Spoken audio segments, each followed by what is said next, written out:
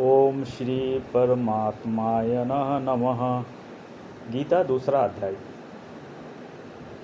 संजय बोले कि पूर्वोक्त प्रकार से करुणा करके व्याप्त और आंसुओं से पूर्ण तथा व्याकुल नेत्र वाले शोक युक्त उस अर्जुन के प्रति भगवान मधुसूदन ने यह वचन कहा। हे अर्जुन, तुमको इस विषम स्थल में यह अज्ञान किस हेतु से प्राप्त हुआ? क्योंकि यह न तो श्रेष्ठ पुरुषों से आचरण किया गया है, न स्वर्ग को देने वाला है, न कृति को करने वाला है। इसलिए हे अर्जुन, नपुंसकता को मत प्राप्त करो, यह तेरे योग्य नहीं है। हे परंतप, तुच्छ हृदय की दुर्बलताओं को त्याग कर युद्ध के लिए खड़ा हो। तब अर्जुन बोले कि हे मधुसूदन, मैं रणभूमि में भीष्म पितामह और द्रोणाचार्य के प्रति किस प्रकार बाणों से युद्ध करूंगा? क्योंकि हे अरिसूदन, वह दोनों ही पूजनीय हैं। इसलिए इन महानुभाव गुरुजनों को न मारकर इस लोक में भिक्षा का अन्न भी भोगना कल्याणकारक समझता हूँ, क्योंकि गुरुजनों को मारकर भी इस लोक में रुधिर से सने हुए अर्थ और कामरूप भोगों को ही तो भोगूंगा। और हम लोग यह भी नहीं जानते कि हमारे लिए क्या करना श्रेष्ठ है, अथवा यह भी नहीं जानते कि हम जीतेंगे या हमको वो जीतेंगे। और जिनको मारकर हम जीना भी नहीं चाहते, वे ही धृतराष्ट्र के पुत्र हमारे सामने खड़े हैं। इसलिए कायरता रूप दोष करके उपहत हुए स्वभाव वाला और धर्म के विषय में मोहित चित्त हुआ मैं आपसे पूछता हूँ कि जो कुछ निश्चय किया गया कल्याणकारक साधन हो, वह मेरे लिए कहिए। क्योंकि मैं आपका शिष्य हूँ, इसलिए आपके शरण हुए मेरे को शिक्षा दीजिए। क्योंकि भूमि में निष्कंटक धन धान्य संपन्न राज्य को और देवताओं को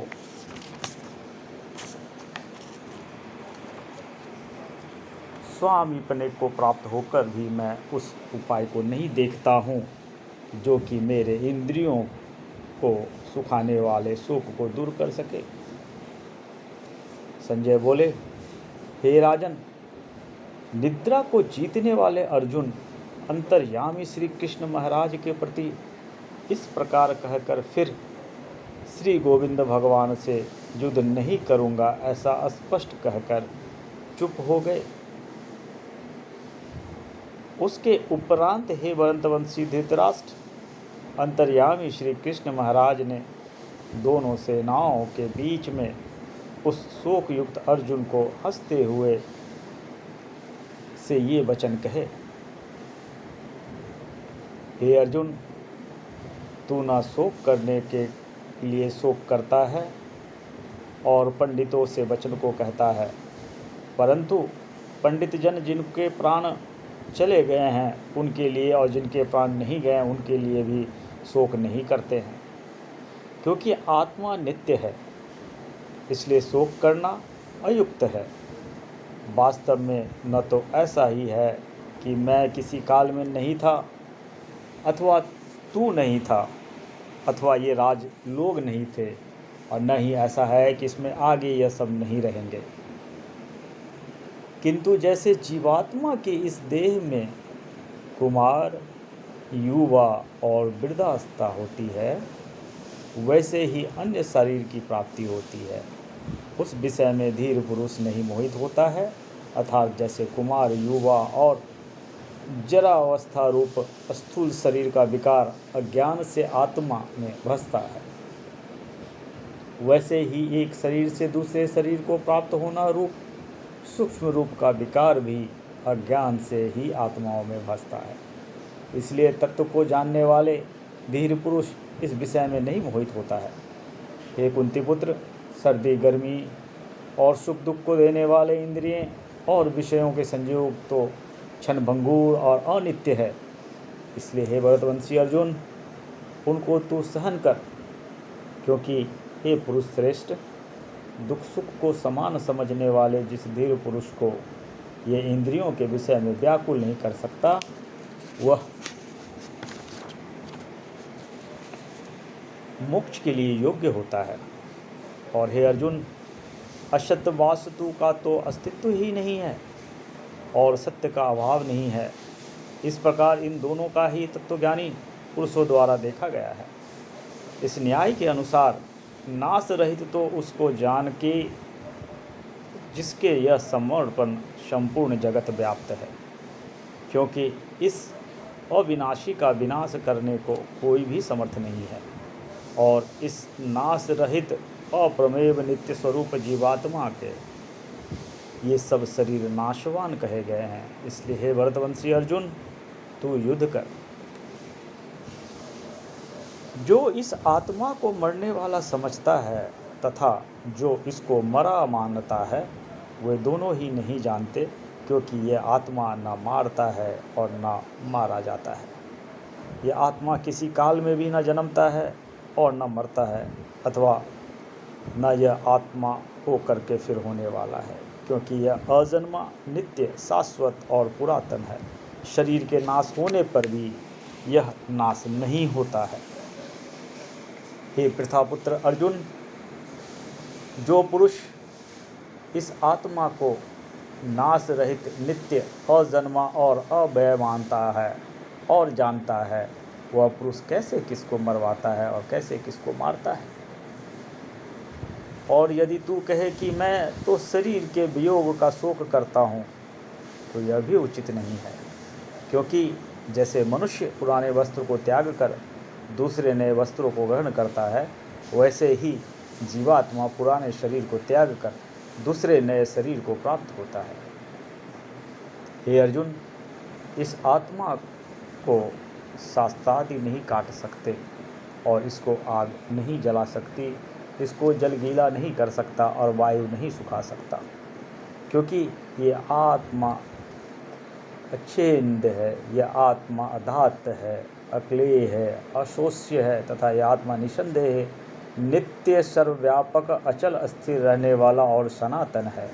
यह आत्मा अव्यक्त अर्थात इंद्रियों का अविषय और यह आत्मा अचिन्त्य है, अर्थात मन का अविषय, और यह आत्मा विकार रहित अर्थात न बदलने वाला कहा गया है। इससे हे अर्जुन, इस आत्मा को ऐसे जानकर तू शोक करने योग्य नहीं है, अर्थात तुझे शोक करना उचित नहीं है। यदि तू इसको सदा जन्मने और सदा मरने वाला माने तो भी हे अर्जुन, इस प्रकार शोक करने के योग्य नहीं है, क्योंकि ऐसा होने से तो जन्मने वाले की निश्चित मृत्यु और मरने वाले की निश्चित जन्म होना सिद्ध हुआ। इससे भी तू इस बिना उपाय वाले विषय में शोक करने के योग्य नहीं है। यह भीष्मादिकों के शरीर मायामय होने से अनित्य है, इसके शरीर के लिए भी शोक करना उचित नहीं है, क्योंकि हे अर्जुन, संपूर्ण प्राणी जन्म से पहले बिना शरीर वाले और मरने के बाद भी बिना शरीर वाले ही हैं। केवल बीच में ही शरीर वाले प्रतीत होते हैं, फिर उस विषय में क्या चिंता है। हे अर्जुन, आत्म तत्व बड़ा गहन है, इसलिए कोई महापुरुष ही इस आत्मा को आश्चर्यों की ज्यों देखता है, और जैसे ही दूसरा कोई महापुरुष ही आश्चर्य की ज्यों इसको तत्व को कहता है, और दूसरा कोई भी इसे आत्मा को आश्चर्य की ज्यों सुनता है, और कोई सुनकर भी इस आत्मा को नहीं जानता है। हे अर्जुन, यह आत्मा सबके शरीर में सदा ही अवध्य है, इसलिए संपूर्ण भूत प्राणियों के लिए तू शोक करने के योग्य नहीं है, और अपने धर्म को देखकर भी तू भय करने के योग्य नहीं है, क्योंकि धर्मयुक्त युद्ध से बढ़कर दूसरा कोई कल्याणकारक कर्तव्य क्षत्रियों के लिए नहीं है। हे पार्थ, अपने आप प्राप्त हुए और खुले हुए स्वर्ग के द्वार रूप इस प्रकार के युद्ध को भाग्यवान क्षत्रिय लोग ही पाते हैं। और यदि तू इस धर्मयुक्त संग्राम को नहीं करेगा तो सर्वधर्म को और कृतिकों को खोकर पाप को प्राप्त होगा, और सब लोग तेरी बहुत कालतः रहने वाली अपकृतियों को कथन करेंगे, और यह अपकृति माननीय पुरुष के लिए मरण से भी अधिक बुरी होती है। और जिनके तू बहुत माननीय होकर भी अब तुच्छता को प्राप्त होगा, वे महारथी लोग तुझे भय के कारण युद्ध से उपराम हुआ मानेंगे, और तेरे बैरी लोग तेरे सामर्थ्य की निंदा करते हुए बहुत से न कहने योग्य वचनों को कहेंगे। फिर उससे अधिक दुख क्या होगा? इससे युद्ध करना तेरे लिए सब प्रकार से अच्छा है, क्योंकि या तो मरकर स्वर्ग को प्राप्त होगा अथवा जीत को पृथ्वी को भोगेगा। इससे हे अर्जुन, युद्ध के लिए निश्चय वाला होकर खड़ा हो। यदि तुझे स्वर्ग तथा राज्य की इच्छा न हो तो भी सुख दुख, लाभ हानि और जय पराजय को समान समझकर उसके उपरांत युद्ध के लिए तैयार हो। इस प्रकार युद्ध करने से तू पाप को प्राप्त नहीं होगा। हे पार्थ, यह बुद्धि तेरे लिए ज्ञान उपयोग विषय में कही गई है, और इसी को अब निष्काम कर्म योग के विषय में सुन। जिस बुद्धि से युक्त हुआ तू कर्मों के बंधन को अच्छी तरह नाश करेगा, इस निष्काम कर्म योग के आरंभ का अर्थात बीज का नाश नहीं है, और उल्टा फलस्वरूप दोष भी नहीं होता है।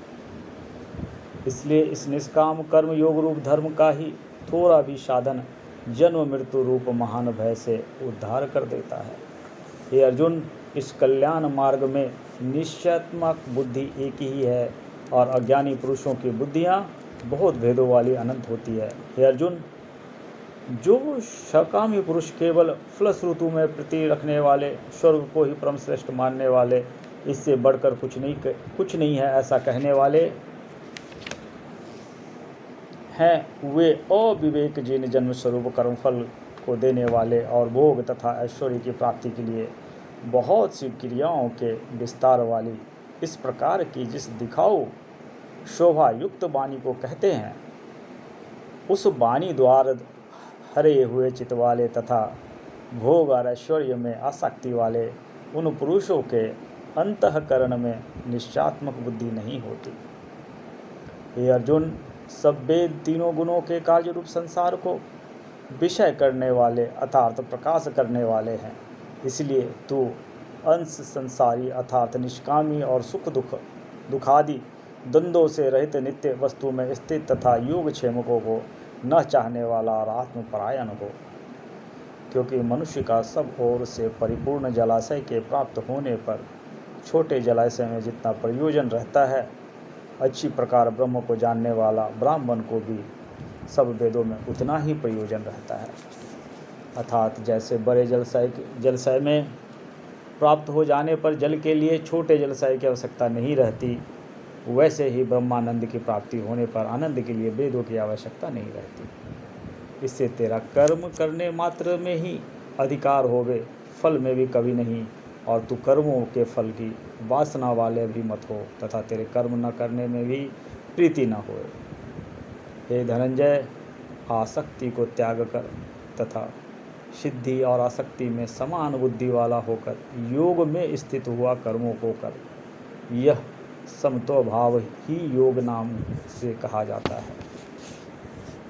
इस समत्व रूप बुद्धि योग से सकाम कम कर्म अत्यंत तुच्छ है। इसलिए हे धनंजय, समत्व बुद्धि योग का आश्रय ग्रहण कर, क्योंकि फल की वासना करने वाले अत्यंत दीन हैं। समत्व बुद्धि युक्त पुरुष पुण्य पाप दोनों को इस लोक में ही त्याग देता है, अर्थात उनसे लीपायान नहीं होता। इससे समस्त बुद्धि योग के लिए ही चेष्टा कर।